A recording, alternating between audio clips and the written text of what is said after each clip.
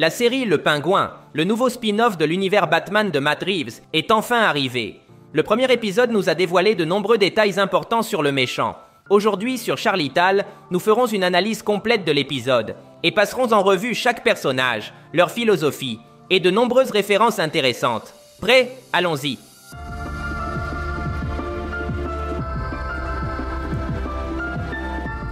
L'épisode commence en nous montrant Gotham City, une semaine après le film de Batman. La ville a été dévastée par l'attaque du Sphinx. Rappelons-nous qu'il a inondé de nombreuses parties de la ville. Des centaines de personnes ont perdu leur maison. Mais le plus important est que les mafieux sont en ébullition, car Carmine Falcone, le plus grand chef criminel de la ville, est mort. Un vide de pouvoir s'est créé, et c'est son fils qui prendra les rênes. Nous parlons d'Alberto Falcone. C'est là que notre protagoniste apparaît, le pingouin, qui était en train de voler des objets appartenant à Carmine. Mais Alberto le surprend. Ils ont une conversation, mais Alberto se moque d'Oswald.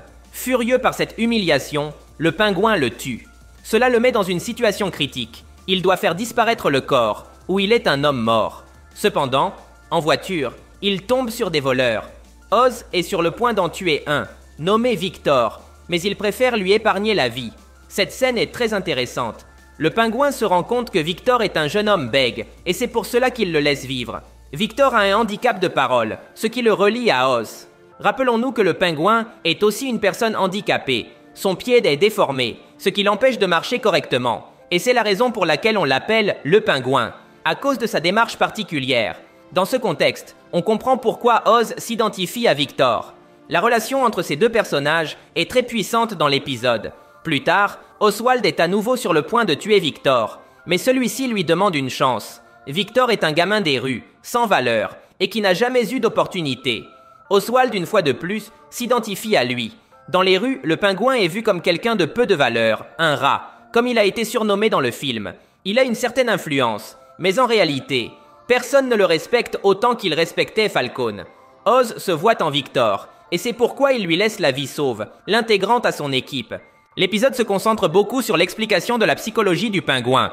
C'est un personnage explosif et maladroit, ce qui l'a conduit à faire l'erreur de tuer Alberto. De plus, c'est un lâche. Lorsqu'il réalise ce qu'il a fait, sa première décision est de fuir la ville. Mais à mi-chemin de l'épisode, sa mère le convainc du contraire. Cette femme change la perspective d'Oz. Elle lui dit que tuer Alberto n'était pas une décision impulsive, mais instinctive. En tant que mère, elle essaie de voir le positif chez son fils, retournant la situation pour qu'Oswald retrouve confiance en lui. Une autre caractéristique importante est que le pingouin sait s'adapter aux circonstances et qu'il est très manipulateur. Maintenant qu'il est resté à Gotham, son plan change. Il cherche Salvatore Maroni, l'ancien chef criminel de la mafia, qui est maintenant en prison. Oz lui propose l'occasion de tendre un piège au Falcone, afin que Maroni puisse récupérer son pouvoir. Mais le mafieux lui dit qu'il n'est pas intéressé. Face à cette situation, le pingouin le surprend, en lui remettant son ancien anneau de mafia, qui appartenait à Alberto. Ici, le pingouin a fait deux coups brillants. Premièrement, il a surpris Maroni, et maintenant il y a une possibilité de négociation, mais il le manipule également. À la fin, nous découvrons que le pingouin a élaboré un plan pour incriminer Maroni dans la mort d'Alberto. Cet anneau l'implique comme coupable. Dans n'importe quel scénario, le pingouin gagnera parce que les familles se battront entre elles, et il aura l'opportunité de prendre le contrôle, ou au moins de s'allier avec le vainqueur. Une autre caractéristique importante de ce pingouin est qu'il est très rusé et prend des décisions intelligentes lorsque c'est nécessaire. Il y a une scène où les sbires de Sofia le poursuivent, mais il les trompe en se cachant dans le coffre de sa voiture. Il m'a vraiment trompé dans cette scène. Ce stratagème démontre clairement qui est le pingouin. Ce n'est pas un tank qui entre et tue tout le monde. C'est un roublard, un rat rusé et lâche, mais très intelligent. Si vous lui donnez l'occasion, il vous poignardera dans le dos. C'est pourquoi il ne faut pas le sous-estimer. L'épisode nous montre à plusieurs reprises comment certains commettent l'erreur de sous-estimer le pingouin. Alberto l'a fait en se moquant de lui en face, sans penser qu'il pourrait être armé. Avec Salvatore Maroni, c'est la même chose. Il le sous-estime totalement, voyant le pingouin comme un zéro. C'est pourquoi il a complètement mordu à l'hameçon avec l'anneau. Sans s'en rendre compte, Maroni est tombé dans son piège et sera maintenant en guerre avec les Falcone. Cet épisode n'a peut-être pas eu beaucoup d'action, mais il nous a offert beaucoup d'exploration du personnage. J'ai vraiment aimé la façon dont ils ont construit le pingouin, et je suis curieux de voir jusqu'où il peut aller.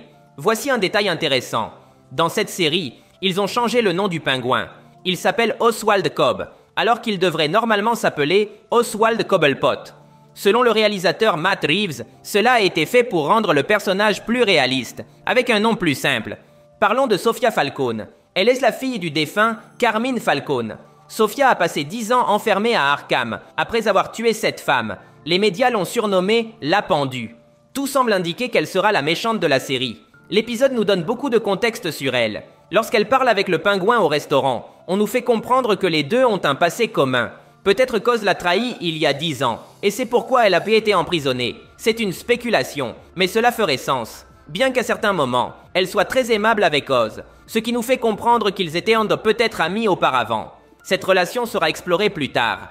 Cependant, il ne faut pas oublier qu'elle est une femme perturbée et violente. Vers la fin, elle torture Oz avec une corde, faisant référence à son surnom, la pendue. Heureusement, Oz s'en sort de justesse. L'épisode se termine avec elle manipulée par le pingouin. Elle croit maintenant que c'est Maroni qui a tué son frère, et elle déclenchera sûrement une guerre contre lui. Cela ne durera pas longtemps. Il est clair que Sofia est une femme intelligente. Et le plus important, parmi tous les personnages, elle est la seule à ne pas sous-estimer Oz. Elle l'a elle-même dit. C'est pourquoi je suis sûr que Sofia ne croit pas entièrement à cette histoire de guerre avec Maroni. Tôt ou tard, elle s'en prendra à Oz. L'épisode se termine avec une situation idéale pour Oz. Tout le monde pense que les Maroni ont tué Alberto, donc les familles criminelles vont se battre entre elles. Et bien sûr, Oswald profitera de cette confusion pour prendre le pouvoir. Il est probable que cette série nous explique comment le pingouin deviendra le prochain leader des familles criminelles de Gotham.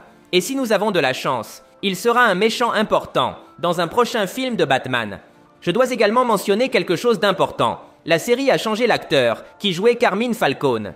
Dans le film de Batman, il était interprété par John Turturro, mais dans la série, c'est Mark Strong qui tient le rôle. Malheureusement, Turturro n'a pas pu revenir pour la série. Cela me paraît étrange qu'ils aient remplacé l'acteur, si le personnage est déjà mort. Ils auraient aimé qu'il pu utiliser les scènes de la mort de Falcone dans le film, et ainsi, il n'aurait pas été nécessaire de changer d'acteur. La logique veut que Carmine Falcone revienne d'une manière ou d'une autre, ce qui justifierait que Mark Strong l'interprète. Il est possible que Carmine Falcone soit toujours en vie, et qu'il nous surprenne avec cela, au milieu de la saison. Mais la deuxième possibilité est que Mark Strong joue un Falcone plus jeune, c'est-à-dire que nous le verrions dans des scènes du passé de la famille criminelle. Les deux options sont intéressantes, mais la seconde semble plus plausible. Dans les bandes annonces de la série, on nous a déjà montré qu'il y aura des scènes du passé du pingouin. Nous voyons Oz lorsqu'il était enfant, donc logiquement, Falcone devrait aussi être jeune.